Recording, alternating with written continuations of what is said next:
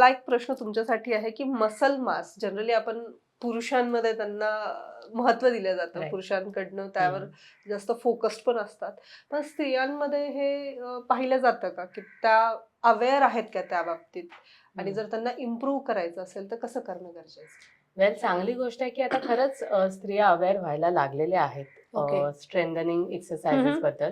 सुरुवातीला सगळे फार योगा, वॉकिंग, एरोबिक्स याच्याकडे त्यांचा कल जास्त होता, पण आता त्यांना त्याचे बेनिफिट्स पण लक्षात येतात. होतं असं की बऱ्याच वेळेला स्त्रियांना असं वाटतं की मसल मास किंवा मसल स्ट्रेंथनिंग एक्सरसाइज करणं म्हणजे काहीतरी मॅस्क्युलिन ऍक्च्युली गोष्ट हा आहे हा वगैरे, हा. पण ती नाहीये. ती आपल्या शरीराची गरज आहे. आपल्या मसल्सची स्ट्रेंथ ठेवणं ही आपली रिस्पॉन्सिबिलिटी आहे. आणि त्यासाठी जेव्हा तुम्ही रेग्युलर बेसिसवर स्ट्रेंथनिंग एक्सरसाइजेस करता, तुमचं मसल मास जे वाढतंय ना, ते तुम्हाला हेल्प करतं तुमच्या होल बॉडीची स्ट्रेंथ ठेवायला, तुमची जॉईंटची स्ट्रेंथ ठेवायला. ओके, म्हणजे जे ॲज द एज ॲडव्हान्स झाल्यानंतर आपल्याला जे सगळे डिसिजेस असतात, ओए म्हणजे आर्थरायटिस वगैरे, हे सगळं अवॉइड करायला तुम्हाला स्ट्रेंथनिंग एक्सरसाइजेस मदत करतात. ओके. थायरॉइडशी रिलेटेड जर बोलायला गेलो तर आपले जे दोन्ही प्रकारचे थायरॉइड आहे, हायपोथायरॉइडमध्ये मसल टोन कमी असतो. म्हणजे ते त्यांनाही जाणवत असतं की आपले मसल एकदम असे लिबलिबीत वाटतात, हो का? सॉफ्ट असतात ओके. वगैरे, चब्बी असतात त्या महिला, दिसायला खूप क्यूट असतात. पण कुठेतरी त्यांना जाणवत असतं की हे काय आहे चब्बी हा चब्बी हा असं. हा. पण जेव्हा ते रेग्युलर बेसिसवर स्ट्रेंथनिंग करतील तेव्हा त्यांना जाणवतं की हा, आपल्याला मसल टोन आलाय, इंच लॉस झालेला आहे. मग त्यांचा कॉन्फिडन्स वाढतो. ओके. हायपर थायरॉइड मध्ये मसल लॉस झालेला असतो, कारण त्यांचा वेट लॉस फास्ट होतो. त्यामुळे त्यांना पण स्ट्रेंथनिंगची गरज आहे, कारण आपल्याला मसल लॉस व्हायला द्यायचा बरोबर. नाहीये. त्यामुळे स्ट्रेंथनिंग खूप महत्वाचं आहे आणि रेग्युलर वर्कआउटमध्ये त्यांनी ऍड करणं गरजेचं आहे. ओके.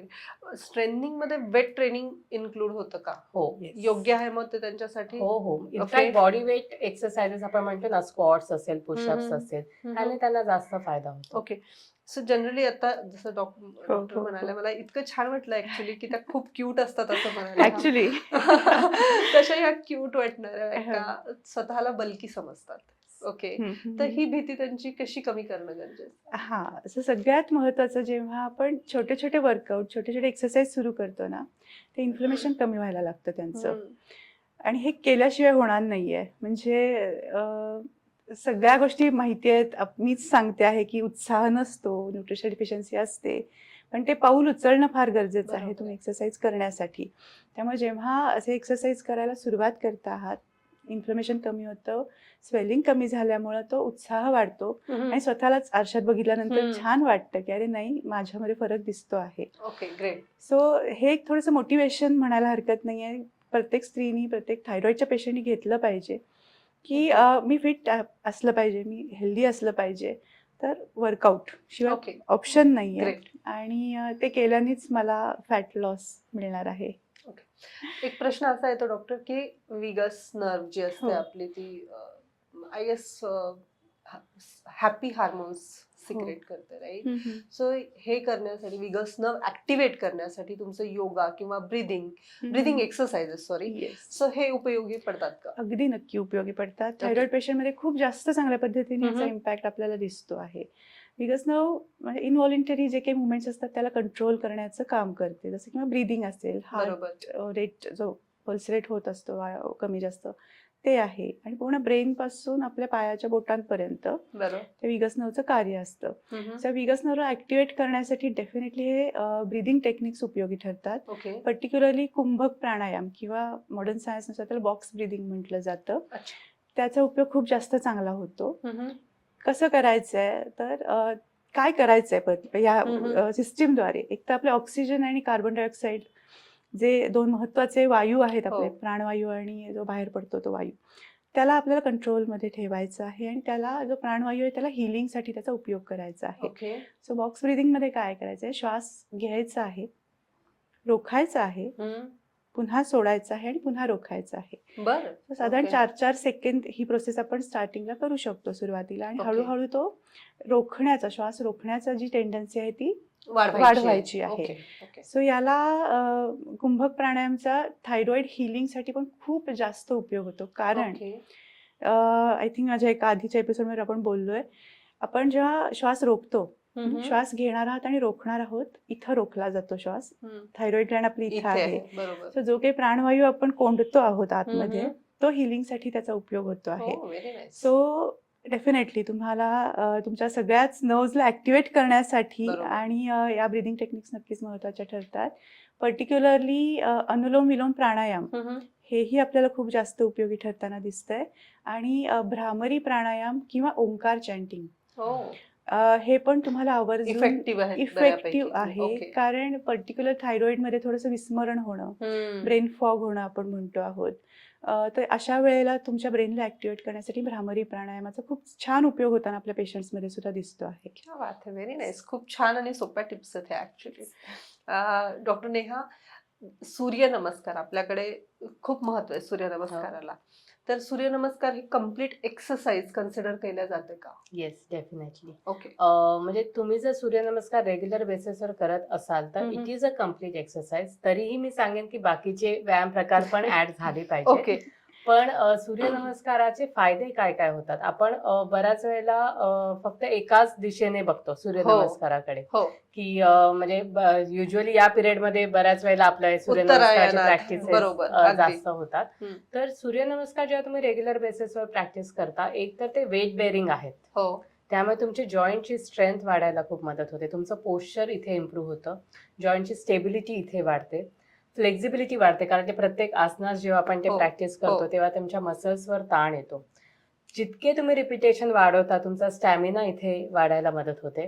प्लस जेव्हा तुम्ही हे सगळं करता, सूर्यनमस्कार आहे त्यामुळे तुमचं सोलर प्लेक्सस चक्रा ते इथे ऍक्टिव्हेट होत आहे, त्यामुळे तुमचं मेटाबॉलिझम इम्प्रूव्ह व्हायला इथे मदत होते. त्यामुळे थायरॉइडसाठी तर सूर्यनमस्कार एक संपूर्ण व्यायाम क्या आहे, बात आहे. नक्कीच Very कन्सिडर nice. करता येईल. म्हणजे नक्कीच. ज्या स्त्रिया ज्यांना जसं तुम्ही म्हणालात हो. की ती एका पेशंट बद्दल तुम्ही आता म्हणालात हो. की तिला काय बॅलन्स करायचं हे कळत नव्हतं, तर अशा लोकांनी तर डेफिनेटली ह्या Yes. गोष्टींकडे लक्ष लक्ष दिलं दिलं पाहिजे. तर सगळ्या गोष्टी त्यांच्या टिक होऊ शकतील असं Correct. वाटतंय मला. आणि अजून एक ह्याला आस्पेक्ट आपण आपल्या थायरॉइड फ्री फॉरवर्डमध्ये सांगतो, सूर्योपासना करणं, हो. सन बाथिंग, सन गेझिंग. हम्म. सो सूर्य का महत्वाचं आहे? मेटाबॉलिझम जे तुमचं डिस्टर्ब असतं, तर त्याला आपल्या नेचरमधनं जर त्याला हिलिंगसाठी वापरायचं आहे, तर ती सूर्याची एनर्जी म्हणजेच अग्नी आहे. हा, थायरॉइड बरोबर आहे. पेशंटमध्ये जो अग्नी डिस्टर्ब आहे, पचनशक्ती, मेटाबॉलिझम ते डिस्टर्ब आहे, त्याला आपल्याला निसर्गाकडनं एक नॅचरली मिळणारी ती एक देणगी आहे.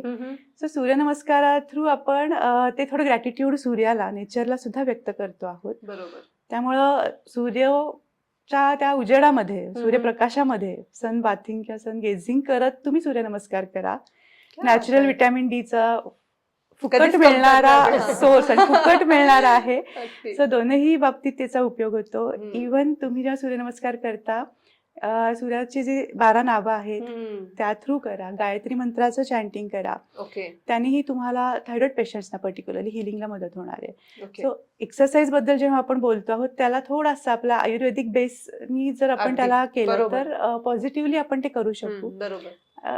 कनेक्ट होऊन आपण ते करू शकू. आणि कुठलीही गोष्ट जर तुम्ही सायंटिफिकली क्लिअर असाल तर त्याचं महत्वही कळतं आणि तेवढं तुम्ही ऊर्जेनी पण त्या गोष्टी करायला करू सुरुवात शकता. करता असं मला वाटतं. नाही, तुम्ही- जसं मॅम म्हणाल्या की बॉक्स ब्रीदिंग असेल किंवा कुंभक प्राणायाम आहे किंवा ओंकारचा मंत्र आपण मंत्रोच्चार करतोय, गायत्री मंत्र म्हणतोय, तर थायरॉइड जी आपली इथे आहे ना, इथे आपलं थ्रोट चक्रा पण असतं. बरोबर. right? तर त्या व्हायब्रेशन्समुळे पण तुमचं थायरॉइड ग्लँड आहे ते हील व्हायला किंवा त्याचं फंक्शन नॉर्मलाइज व्हायला आपल्याला खूप किती मदत होते. सुंदर म्हणजे हे हे. सगळं हे इतकं- माहिती नव्हतं. इतकं छान सायंटिफिक आणि सगळं इतकं एकमेकांशी कनेक्टेड आहे ना, की हे एकदा कळलं ना की ते करताना पण मला वाटतं की सगळ्यांना मजा येईल. क्या बात आहे, व्हेरी नाईस. पुढचा प्रश्न तुमच्यासाठी आहे.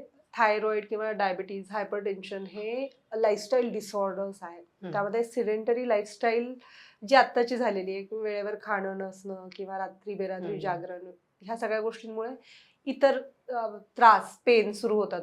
जॉईंट पेन्स आहेत, नेक पेन आहे, शोल्डर पेन आहे. तर मग हे थायरॉइड पेशंट्स मध्ये दिसायला लागतात का आणि त्यावर मग सोल्युशन्स काय असू शकतील? सिडेंटरी लाईफस्टाईलमुळे तर सगळ्यांनाच हे प्रॉब्लेम हल्ली होतात. थायरॉइड पेशंटमध्ये हे मेनली का होतात? कारण जर त्यांची स्ट्रेस लेवल जास्त असेल, इमोशनली मेंटली ते जर डाऊन असतील ना, तर तुमचे मसल्स ऑलरेडी थोडेसे टाईट असतात. स्पॅझम असू शकतो, मसल बरोबर. टाईटनेस असू शकतो, बॉडी टाईटनेस असू शकतो. तर यासाठी रेग्युलर एक्सरसाइजेस तर महत्वाचे आहेतच. त्याच्या व्यतिरिक्त तुमचं कामाचं टाईप काय आहे त्यानुसार ऍक्च्युली डिपेंड करतं की तुम्हाला नेक पेन असणार आहे की बॅक पेन असणार आहे किंवा नी पेन असणार आहे. बरोबर. म्हणजे आता समजा आपल्याकडे ज्या हाऊस वाईफ्स आहेत त्यांचं जर उभं राहून काम जास्त असेल तर त्यांना नी पेन असायचे जास्त चान्सेस आहेत. बरोबर. मग यामध्ये तुम्हाला हे थोडंसं अवेअर राहून तुम्ही तुमच्या रेग्युलर वर्कआउटमध्ये थोडेसे नी स्ट्रेंथनिंग एक्सरसाइजेस जास्त केले, नी स्ट्रेचेस तुम्ही जास्त केले तर तुम्हाला त्याचा फायदा होणार आहे. उभी राहायची पद्धत थोडीशी तुमची बरोबर. तुम्ही बदलली. Same goes for neck, back, की तुमची बसायची पद्धत कशी आहे. तुम्ही खूप वेळ लॅपटॉपवर बसता का, हो. त्याच्या मध्ये मध्ये तुम्ही नेक रिलीज करण्याचे एक्सरसाइजेस किंवा स्ट्रेचेस जर प्रॅक्टिस केले तर हे सगळे जे पेन आहे ते तुम्ही नक्कीच कमी करू शकता. Very nice. एक भाग येतोय की एक्सरसाइज इंटॉलरन्स म्हणजे नेमकं काय, मला हे तुमच्याकडनं समजून घ्यायचंय आणि व्यायाम किती करावा आणि कुठे थांबावं. एक्सरसाइज इंटॉलरन्स म्हणजे बऱ्याच वेळेला असं होतं ना, मी जसं म्हणाले की जेव्हा आपण सुरुवात करतो हो. मग आपण इतक्या जोशमध्ये असतो की हा मी करणार. मग तिथे कधी कधी तुमची बॉडी तुम्हाला सायन्स देत असते पण आपण ते कधी कधी इग्नोर करतो की Absolutely तुमची बॉडी right. फटीक आहे किंवा कुठेतरी तुम्हाला पेन आहे, तुम्हाला थोडी धाप लागते आहे किंवा अशा सगळ्या गोष्टी आहेत जी तुमची बॉडी तुम्हाला सांगते की कदाचित या लेवलच्या पुढे तुम्ही एक्सरसाइज नाही केली पाहिजे. बरोबर. राईट. सो हे मे बी पहिल्या दुसऱ्या दिवशी नाही समजत. तुम्ही जसं रेग्युलर बेसिसवर एक्सरसाइजेस करायला लागतात तेव्हा कुठेतरी ते तुम्हाला जाणवू शकतं अगदी बरोबर. की मी हा एक्सरसाइज केल्यानंतर मला हा त्रास सुरू झाला वगैरे. आणि दुसरी इंटेन्सिटी की तुम्ही जेव्हा सुरुवात करता तेव्हा जर तुम्ही आधी कधीच व्यायाम केले नसतील तर थोडंसं बिगिनर लेवलला स्टार्ट करणं गरजेचं असतं. राईट. पण ते होत नाही. आपण कोणाचं तरी वर्कआउट बघितलेलं असतं आणि आपण डायरेक्ट स्टार्ट करतो. तर हे प्रत्येकाचं वेगळं आहे. माणसापासून म्हणजे प्रत्येक पर्सन टू पर्सन हे डिफर होणार आहे. त्यामुळे आपला एक्सरसाइज टॉलरन्स काय आहे हे आपल्याला अगदी माहिती बरोबर. आहे. बरोबर. त्यामुळे मी नेहमी म्हणते की ऍटलीस्ट सुरुवात तरी तुम्ही कोणाच्या तरी अंडर गायडन्स केलं, तुम्हाला एकदा तुमचं शरीर कळलं काय जमतंय काय नाही जमत आहे आणि त्याप्रमाणे मग तुम्ही जर कंट्रोल घेतला तुमच्या एक्सरसाइजचा वर्कआउटचा तर मग ते चालू शकतं.